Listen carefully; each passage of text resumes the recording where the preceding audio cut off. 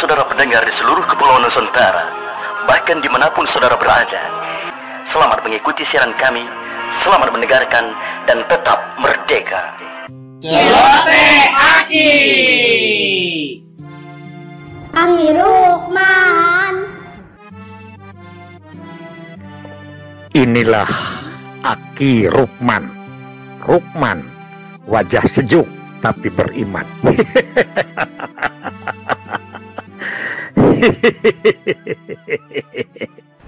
Lagi Ki ya. Siap. Ingat Kapungkur ya tahun 90. Kenapa pos KB dicari ku kepala desa tiap minggu menjelang Minggon? Ya. Karena di Minggon kecamatan Pak Camat mengevaluasi KB ke kepala desa. Kepala desa itu. Sekarang itu sudah tidak ada. Kenapa tidak ada? Karena sebagian kepala desa sok ku abdi tanya ya, kenapa sih tidak peduli gitunya rasaan teh pos KB teh milik abdi. Yeuh, urang mah lain dipilih ku camat, urang mah dipilih ku masyarakat. Kadang-kadang untuk pembangunan KB-nya sendiri teu kudu ngebangun istilahnya honor ditaikkan, ini ditaikkan, enggak usah. Nu penting mah jalan alus ya, pembangunan bagus, karena supaya 6 tahun berikutnya mereka terpilih lagi gitu. Oke. Kenapa tidak ada demo KB? Tulisan lagi itu kan bertahun-tahun. Kenapa tidak ada demo KB? Yang pertama adalah kenapa KB tidak dipedulikan? Yang pertama tidak ada demo. Tidak ada demo KB. Benar Bu Halimah? Ya. Kalau jalan butut, rakyat ribut. Kalau kantor desa butut, jalan ribut. Tapi kalau tidak ada kondom kan tidak ribut tuh. Tidak. Terus kayak yang kedua bukan janji politik. Iya. Pilih saya sebagai kepala desa, nanti Anda akan dipasektomi saya. Tidak ada. Nah, itu salah satu yang diceritakan oleh Ibu Ida tadi. Oke. Itu salah satu kelemahan kita, itu titiknya adalah di bagaimana kita menempatkan kepala desa sebagai penanggung jawab program kami.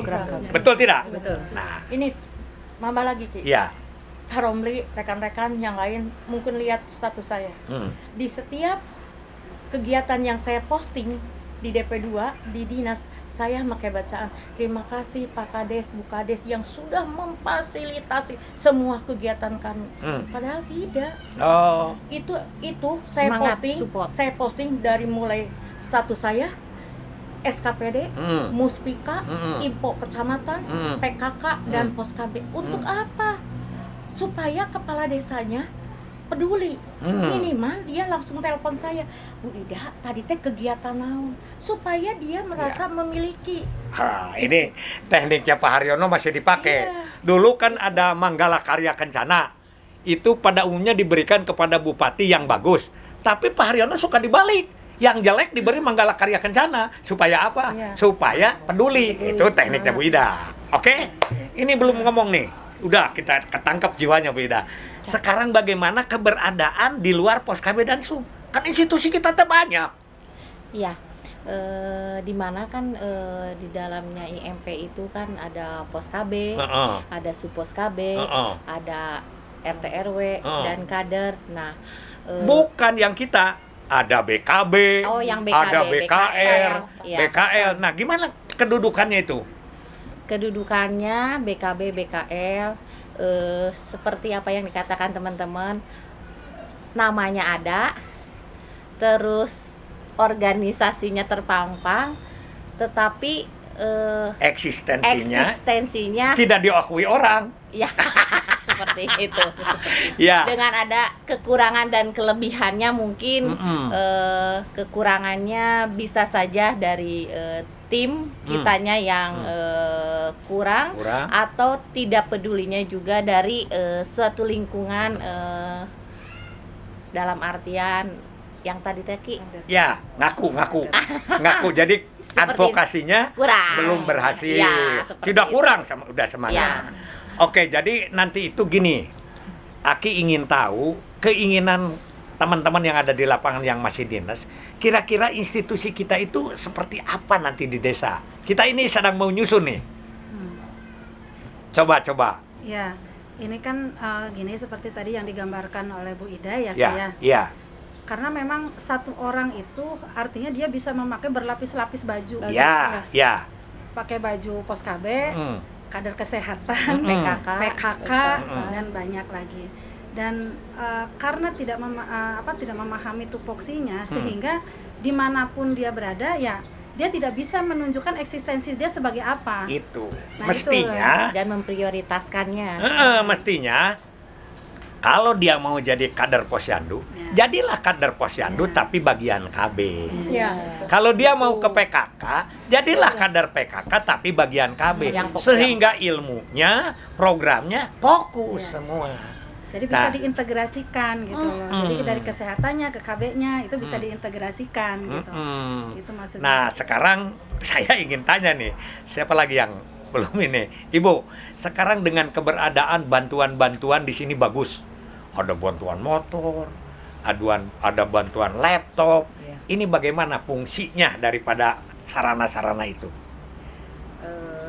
Untuk laptop ya Pak, karena memang pos KB itu kan tidak semuanya mampu untuk menggunakan IT, belum tentu bisa gitu kan.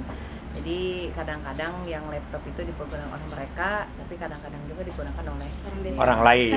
Karena waktu itu beranggapan bahwa itu melalui BKUD. BKU. Jadi bukan milik kita seolah-olah gitu, milik pos KB. Jadi pas kalau kita lagi pendataan, pas ngentri, mana itunya laptopnya dipinjam sama desa atau kata desa kan ini mah lewat BKU. Gitu, itu jadi, juga kelemahan ya, salah juga satu kelemahan. Jadi, itu siapa yang bertanggung jawab, karena pertanggungjawaban itu ada di desa pertanggungjawaban. Kemudian untuk motor, fungsi motor kadang-kadang juga di masyarakat jadi kecemburuan Pak.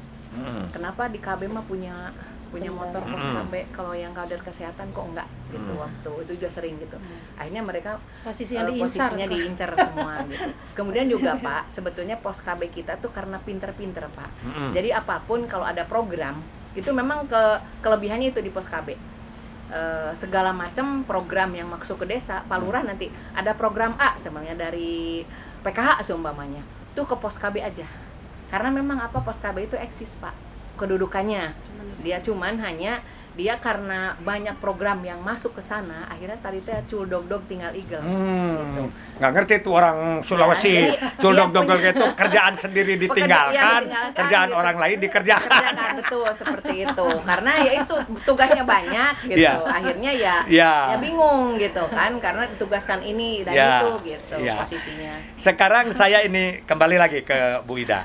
Bu Ida, tadi tentang eksistensi keberadaan seperti itu ya, jadi perlu kita perbaiki. Kita setuju nggak kalau nanti itu di desa itu satu saja institusi itu disebut institusi KB, apa namanya, tapi cabangnya banyak, organisasinya jadi satu. Misalnya Pos Bangga Kencana, nah ada sekretaris, ada bendahara, ke bawahnya ada seksi remaja PIKR, ada seksi anak balita BKB, ada seksi lansia, jadi satu utuh organisasi. Setuju nggak? Nah, kalau itu di SK-kan dari pusat, kemudian ditugaskan oleh desa, nanti masuk lembaga ini kemana? Supaya kita bisa ke Depdagri, bicara bahwa ini masuk kepada Permen Dagri nomor 1818. Kan di situ ada di ayat 6. Boleh desa membina membentuk sesuai dengan kebutuhan. Oke? Itu ya satu. Sekarang saya kembali ke Ibu, ya, Ibu lah, Pak Kaden. Bu Nenti. Kan istri gubernur yang dulu mah Neti, ini Nenti. Beda. Tapi gelis iya lah. Sekarang mekanisme operasionalnya gimana nih? Karena dulu Aki akan menginformasikan ya, bahwa kita membentuk pos KB desa itu bukan untuk mencari aseptor. Ingat kan? Sejarah Genere, sejarah Sumedang, sampai dia terbawa arus palit, sampai pil terapung-apung, itu adalah untuk menjaga kelanggengan, menjaga kelestarian ber-KB. Nah sekarang bagaimana fungsi itu? Fungsi pembinaan peserta KB. Dengan adanya PLKB, alhamdulillah untuk pembinaan ke pos KB-nya dengan melalui jalan KIE itu bisa ya kita terapkan.